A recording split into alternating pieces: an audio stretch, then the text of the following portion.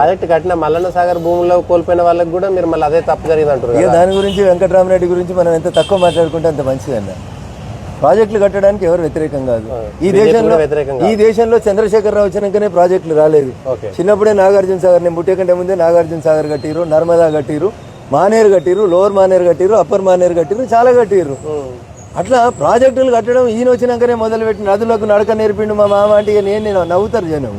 Project కొత్తగా చంద్రశేఖరరావు గారు వచ్చినాకనే ప్రాజెక్టులు కట్టిరా అన్న.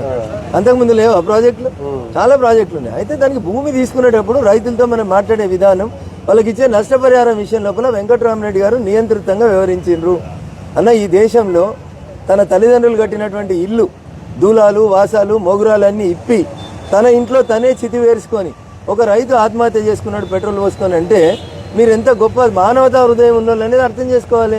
ఆ రైతు కూడా ఆయన ఎవరైతే చిటి మీద కాల్చుకున్నాడు మల్లారెడ్డి అనే రైతు వేములగడ్డ సాయం చేయలేదు, ఆ కుటుంబాన్ని కూడా ఆదుకోలేదు. సాయం చేసి ఆయన తన చితి తానే పెరుచుకొని ఎందుకు చచ్చిపోతాడన్న. వీళ్ళు ఇచ్చే సహాయం ఎంత ఉంది అనేది ఆ రైతుని అడిగితే చెప్పిండు. 4 సార్లు తిరిగిన నేను, ఓ చిన్న ఇల్లు ఇవ్వమంటే ఇవ్వలేదు నాకని ఏడ్చిండు. ఎందుకు ఇవ్వలేదు, ఆయన భార్య లేదు, ఒక్కడే ఉన్నాడు, ఒంటరి వాళ్ళకి ఇవ్వమంటాడు. అంటే ఒంటరి వాడు ఏడు ఉండాలి, మల్లన్న సాగర్ నీళ్ళలో మునిగి చచ్చిపోవాలా? అందుకనే రైతు బలవర్మరణానికి గురైనాడు. అంటే చాలా మంది జరిగింది. మీరు అక్కడ డబుల్ బెడ్రూమ్లు కట్టించినాం, ఏదో కట్టించినాం ముట్టురాజుపల్లి అని చెప్తారు. ఆ కాంట్రాక్ట్ కూడా ఈ కలెక్టరే బినామీ పేర్లతో చేసిండు కదా. ఇది కదా పంచాయతీ అంతా. ప్రాజెక్టు కట్టొద్దు అని చెప్తలేము మేము. ఇంత నీట్ గా ఉన్నాయని చెప్పి ఆయన మొత్తం రియల్ ఎస్టేటే చేసిండు, దాంట్లో డౌట్ ఏం లేదు మీకు. రాజశేఖర్ రెడ్డి అనే ముఖ్యమంత్రి గారు రింగ్ రోడ్డు పెడతా అన్న రోజు నీ రాజపుష్ప కంపెనీ ఆస్తులు ఎన్ని? రింగ్ రోడ్ కు భూమి అక్వైరీ చేయమని నేను అక్కడికి కలెక్టర్ గా పంపిస్తే రింగ్ రోడ్ పక్కన ఉన్న రైతులను బెదిరించి నీ భూములకి వెళ్ళి రింగ్ రోడ్ పోతుందని వాళ్ళతోటి భూమి రిజిస్ట్రేషన్ చేసుకొని రింగ్ రోడ్ ని అష్టావంకర్లు తిప్పింది ఎవరంటే వెంకటరామరెడ్డి. రమ్మనూరి గన్నులు మెన్నులు లేకుండా వచ్చి సిద్దిపేట చౌరస్తాలో, నంగునూరు చౌరస్తాలో, చిన్న కోడూరులో, రంగనాయక సాగర్ ప్రాజెక్టు దగ్గర మునిగిన ఊర్ల కూడా రమ్మనూరు వెంకటరామరెడ్డిని. నేను ఒక్కనే వస్తా, కార్యకర్తలు కూడా లేకుండా వస్తా. ఆ ఊర్లోకి పోయి మాట్లాడదాం ఏం చేసిండు అనేది. ములుగులో భూములు కబ్జా, అసైన్మెంట్ భూములు కబ్జా, ధరణి పేరు మీద నీకు నచ్చిన ఇష్టారాజ్యంగా చేసుకున్నావు. కాలు మొక్కితే కలెక్టర్ పదవి పోయి ఎమ్మెల్సీ పదవి వచ్చా నీకు. ఏం చేసినావు ఎమ్మెల్సీ అయ్యి? 3 ఏళ్ళు అయింది, 2021లో ఎమ్మెల్సీ అయినావు.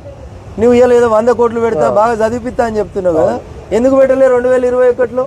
2022లో ఎందుకు పెట్టలే? 2023లో ఎందుకు పెట్టలే? 2024లో ఎందుకు యాదికొస్తుంది నీకు 100 కోట్లు? పోనీ సిద్దిపేటలో ఎవరికన్నా కష్టం వస్తే తినడాన్ని వెంకటరామరెడ్డి వచ్చి ఎంగిల్ చేయితో ఒక 5,000 ఇచ్చిపోయిండా? నీ బిడ్డ పెళ్లి చేసుకునే ఎవరికన్నా పుస్తమట్టలు ఇచ్చిండా? నువ్వు ఎమ్మెల్సీ అయినా 3 ఏళ్లలో ఏం చేసినావు అంటే కోకాపేట భూములు 100 కోట్లకు ఎకరం రియల్ ఎస్టేట్ భూములను పెంచి 10 ఎకరాల భూమి కొని 1000 కోట్ల ఆస్తి పరుండని చెప్పుకుంటుంది. నిన్న మొన్న మా దుబ్బాకి వచ్చి చెప్తాడు మా ఇంట్లో 30 బెడ్రూమ్లు ఉన్నాయని. సార్ నీ ఇంట్లో 30 ఉంటేంది, 300 ఉంటే నాకేంది? గరీబో డబుల్ బెడ్రూమ్ అడిగిండు మా దుబ్బాకోడు, గవి ఈరు సార్ అని అడిగిన. అవి శాతగానోడు వచ్చి ఇప్పుడు నేనేదో చేస్తా. ఆయన హరీష్కి బినామీ, ఆయన కేసీఆర్కు బినామీ, వాళ్ళ ఆస్తులు కాపాడుకుంటేందుకు ఆయనకు పైసలు ఇచ్చిర్రన్న.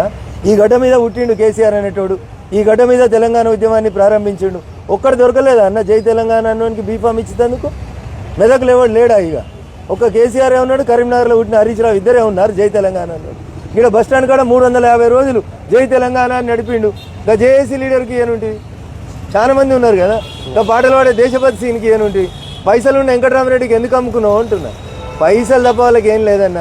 చంద్రశేఖరరావు అండ్ కో ఈ రోజు కూడా అమ్ముకున్నాడు తప్పేం. ఎవరు వెంకటరామరెడ్డి? అవును, వెంకటరామరెడ్డి ఎవరు? సిద్దిపేటలో ఒక కార్యకర్త లేడా?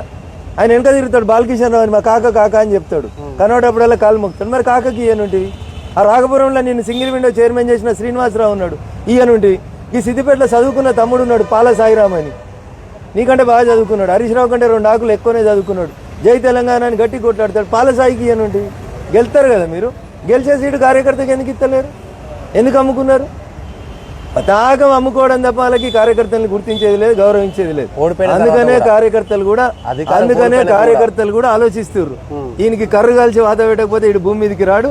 ఇది రైట్ మోక, సరైన మొగోడు దొరికింది. బుద్ధి చెప్పాలనేది ఈసారి సిద్దిపేట ప్రజలు అనుకుంటున్నాం.